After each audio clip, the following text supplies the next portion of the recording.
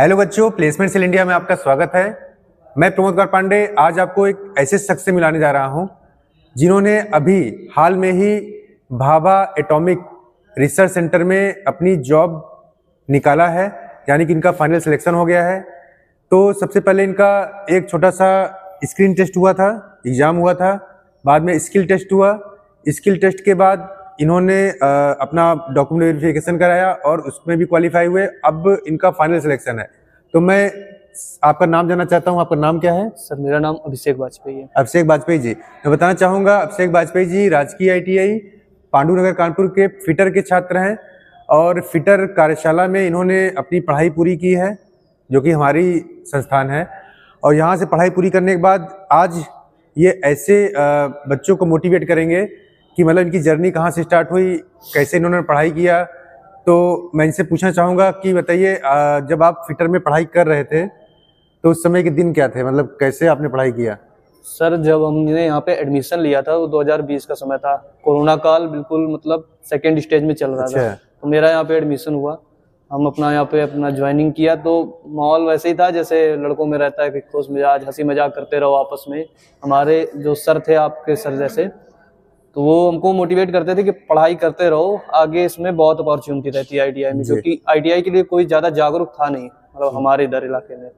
तो वो कहते थे कि आप पढ़ते रहो, आपके मतलब इसमें स्कोप बहुत है।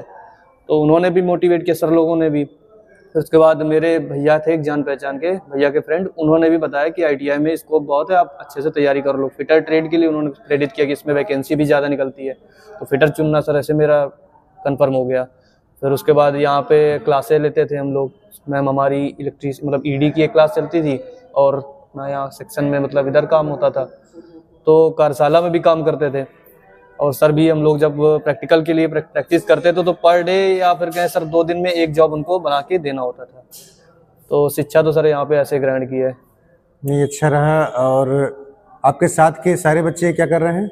सर हमारे साथ के कुछ बच्चे जैसे प्राइवेट उसमें काम कर रहे सेक्टर में, कुछ अभी इसी के तैयारी कर रहे हैं इसी व्यवसाय के थ्रू। तो आपके क्लास से कुछ और बच्चे लगे कि नहीं, इसमें क्वालिफाई हुए थे कि मेरी नहीं? क्लास के तो नहीं सर, लेकिन जो और मतलब टीचरों के अंडर में थे 2 लड़के, वो भी ऐसे हैं, वो भी क्वालिफाई किए हैं यहाँ से। अच्छा, इसी मतलब संस्थान अदर ट्रेड के? हाँ नहीं थे फिटर की, लेकिन इसी संस्थान के अदर। देखिए, ITI को आदमी सेकेंडरी कोर्स लेके चलता है। जैसे बहुत सारे बच्चे BA कर रहे हैं, BSc कर रहे हैं, तो चाहते हैं कि चलो बगल में साइड में ITI भी कर लेते हैं। तो आप क्या चाहते, मतलब बताना चाहेंगे कि ITI सही है या BA BSc वाला कोर्स सही है, मतलब क्या सही है, बेटर क्या रहेगा? सर अब ये तो रुचि पे ही डिपेंड करता है, आपका इंटरेस्ट किस सेक्टर में जा रहा है। BA BSc, अगर आप BA कर रहे हैं तो यानी आप सिविल सर्विसेज की तैयारी कर रहे हैं तो बेटर रहेगा, और आप टेक्निकल उसमें जा रहे हैं हाई लेवल पे तो BSc मतलब सही है। लेकिन सर इस समय देखा जाए तो ITI की वैल्यू बहुत ज़्यादा है सर। हाँ, लेकिन बच्चे इसको समझते नहीं हैं कि वो सोचते हैं कि टेक्निकल कोर्स कर रहा हूँ और जॉब मिले न मिले। लेकिन मैं बताना चाहूँगा कि यह एक ऐसा कोर्स है ITI जिसमें आप अगर थोड़ा सा, क्योंकि देखो भीड़ बहुत ज़्यादा है, मैंने बताया था आपको, इसमें लाखों की भीड़ है जो कि हर साल निकल रही है। अगर मुट्ठी भर बच्चे जो कि तैयारी करना चाहते हैं और तैयारी कर रहे हैं, वही कंपटीशन में रहते हैं, वही उनका ही चयन होता है, उनमें से आप एक हो।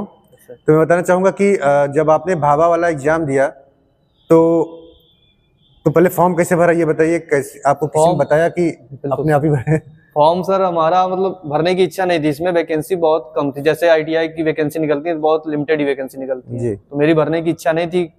तो वही मेरे भैया के दोस्त, उन्होंने हमको इसके लिए मोटिवेट किया कि आप फॉर्म तो भरो, वैकेंसी कम है ज़्यादा वो तो सब बात की बात है, तो है, पहले आप फॉर्म भरो, जितनी सीटें हैं उसमें फाइट करना, नहीं तो देखा जाएगा, नहीं होगा। तो उन्होंने हमको मोटिवेट किया, हमने फॉर्म भर दिया। सर क्या हुआ कि फॉर्म भरने के बाद जब हमारा एग्जाम हुआ उसमें वैकेंसी इंक्रीज हो गई, और ऐसी इंक्रीज हुई ना कि सर डबल हो गई। अरे वाह!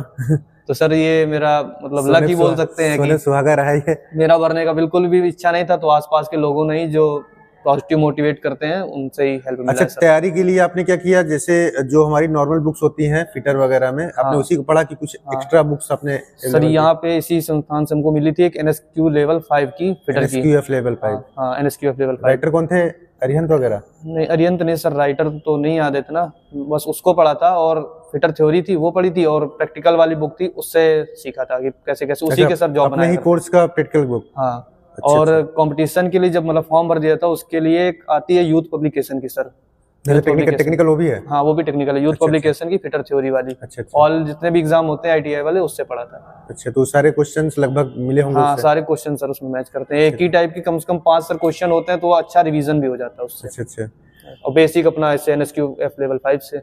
तो उसमें कंपटीशन में क्या सिर्फ टेक्निकल आया था कि कुछ नॉन टेक्निकल क्वेश्चंस भी थे? इसमें सर कंपटीशन में 2 स्टेज में एग्जाम हुआ था, एक स्टेज फर्स्ट, स्टेज सेकंड।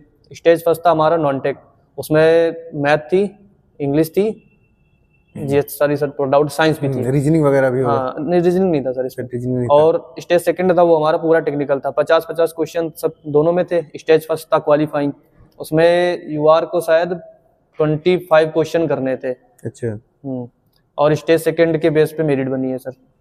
अच्छा, स्टेज सेकंड जो आपका टेक्निकल वाला पोर्शन, उसी के बेस पे मेरिट। टेक्निकल पोर्शन आपका अच्छा रहा? हाँ सर टेक्निकल पोर्शन ठीक था। तो यूथ पब्लिकेशन से आपने पढ़ाई किया है, अच्छा है, बुक्स हैं, अपने बुक्स से भी आप पढ़ाई कर सकते हैं, सारा चीज वही रहता है? वही रहता है सर, बस उसमें ऑब्जेक्टिव क्वेश्चंस आ जाते हैं जिससे आप तैयारी कर सकते हैं। बस रिवीजन अच्छे से होता है। अच्छा, जैसे आप क्वालिफाई हो गए होंगे, स्किल टेस्ट दिया होगा, Yes, sir। उसकी तैयारी कैसे की उसके आपने? बाद क्वालिफाई हो गए थे, स्किल टेस्ट के लिए सर यही अपने संस्थान में अपना अच्छा, आए यही थे। संस्थान में आ गए आप? हाँ ये प्रैक्टिस किया था, और पहले से भी सर जैसे बताया कि आप लोग करवाते रहते हैं प्रैक्टिस, तो उसका भी एक अनुभव था पुराना। तो स्किल टेस्ट में वहां पे क्या दिया गया था आपको जॉब वगैरह में?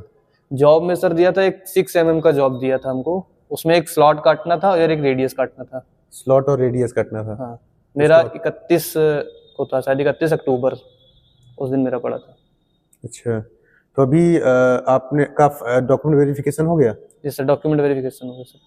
अब फाइनल सिलेक्शन कब है? फाइनल सिलेक्शन 30 दिसंबर को है सर। अच्छा, घर में कौन कौन है, थोड़ा घर से जानना चाहेंगे। घर में सर हमारे माता हैं, पिताजी हैं और एक बड़े भैया हमारे। पिताजी क्या करते हैं? पिताजी हमारे सर ड्राइवर हैं। ड्राइवर हैं? Yes sir. तो उनको खुशी खूब हुई होगी? सर बहुत खुशी है उनको तो।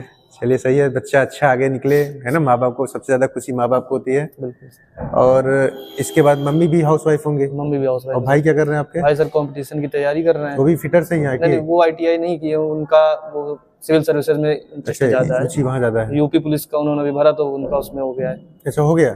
फिर दोनों भाई हो गए? हाँ मेरा भी हो गया सर, अच्छा, आपका भी हो गया? यूपी पुलिस में भी। तो किसको ज्वाइन करना चाहोगे? सर इसको ही ज्वाइन करना चाहेंगे क्योंकि हमारा इसमें इंटरेस्ट भी है थोड़ा टेक्निकल लाइन में। टेक्निकल, हाँ, लाइन में इसमें इंटरेस्ट है। देखिए, अगर आपकी तैयारी अच्छी है, आप अपने कोर्स के प्रति जागरूक हैं और उसको अच्छे से रोज डे बाय डे पढ़ते हैं, तो आपका ऐसा नहीं कि एक ही जगह चयन होगा, बहुत सारे चयन होंगे। लेकिन बहुत सारे बच्चे ऐसे भी हैं जिनका चयन नहीं होता है, वो इसलिए नहीं होता है क्योंकि मेरे पास, मैं तो इंटरव्यू लेता रहता हूँ और बहुत सारी कंपनीज भी मेरे पास आती हैं।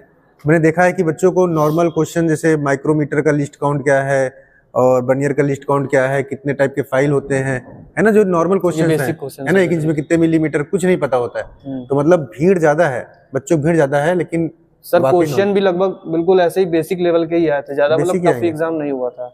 टफ एग्जाम स्टेज फर्स्ट का हो गया था सर। बेसिक एग्जाम जो है, मतलब बेसिक ही क्वेश्चन पूछते हैं, जो आप पढ़ रहे हो, दैनिक दिनचर्या में चल रहा है, आप सारे टूल्स देख रहे हो, सारे क्वेश्चन उसी के होंगे। बिल्कुल सर, उनके एंगल्स वगैरह पता करिए, क्या उसमें मटेरियल कौन सा है ये पता करिए, टूल्स वगैरह के। तो मतलब इससे आपको फायदा होगा। और आप लोग भी जो अभी कहीं जॉब कर रहे हैं, मेरे को सुन पा रहे हैं, भैया जी को सुन पा रहे हैं, वाजपेयी जी को, तो आप लोग भी अपनी जॉब के साथ साथ आप छोटा पढ़ाई करते रहिए, कंपटीशन देते रहिए।